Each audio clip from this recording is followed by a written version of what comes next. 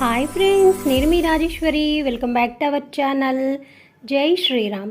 Friends, ఈరోజు వీడియోలో ఉగాది పచ్చడి ఏ విధంగా తయారు చేసుకోవాలి, అసలైన ఉగాది పచ్చడి ఎందుకు అన్నానంటే, ఊరికొక రకంగా, ప్రాంతానికో రకంగా, ఇంటికొక రకంగా తయారు చేస్తూ ఉంటారండి. రకరకాలుగా పచ్చడిని అయితే ప్రిపేర్ చేస్తారు. మన పూర్వకాలం నుంచి సశాస్త్రీయంగా వచ్చిన పద్ధతిలో నేను ఇప్పుడు మీకు చూపిస్తున్నాను. ముందుగా బెల్లం తీసుకోండి.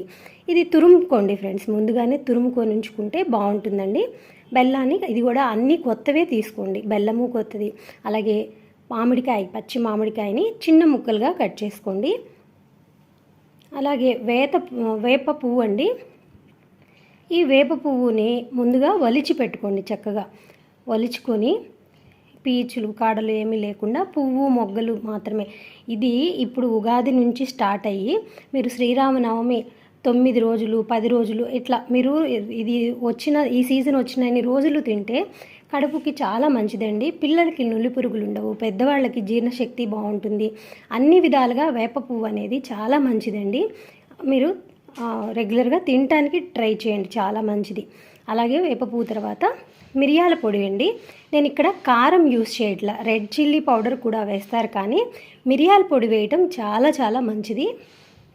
పాత రోజుల్లో కారం రాకముందు మిరియాల పొడి యూస్ చేసేవాళ్ళండి. అలాగే ఇక్కడ కొంచెం ఉప్పు, 6 రుచులు అని చెప్పాం కదా. ఈ మామిడికాయ అనేది వగరు కోసం అండి. మనకి లేత మామిడికాయలు పైన వగరుగా ఉంటుంది కదా, వగరు కోసమే యూస్ చేస్తారు. చింతపండు కొత్తది తెచ్చుకోండి. అన్నీ ఇప్పుడు మనకి ఈ 6 రుచులు మన జీవితంలో ఒక్కొక్కసారి అంటే కారము, ఉప్పు, పులుపు, వగరు, చేదు ఇలాంటివన్నీ మన జీవితంలో చూస్తూ ఉంటాం కదా.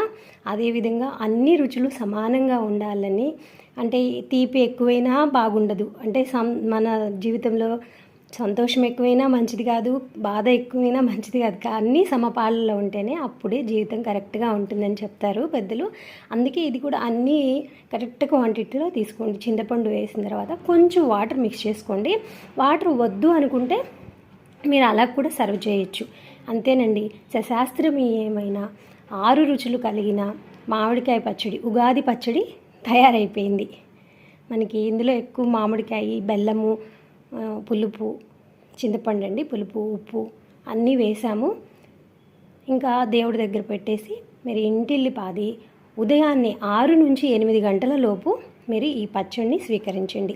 అంతే ఫ్రెండ్స్, ఈ వీడియో నచ్చితే లైక్ చేయండి, షేర్ చేయండి, సబ్స్క్రైబ్ చేయడం అస్సలు మర్చిపోవద్దు. బాయ్ ఫ్రెండ్స్, మరొక వీడియోలో కలుసుకుందాం. నమస్తే.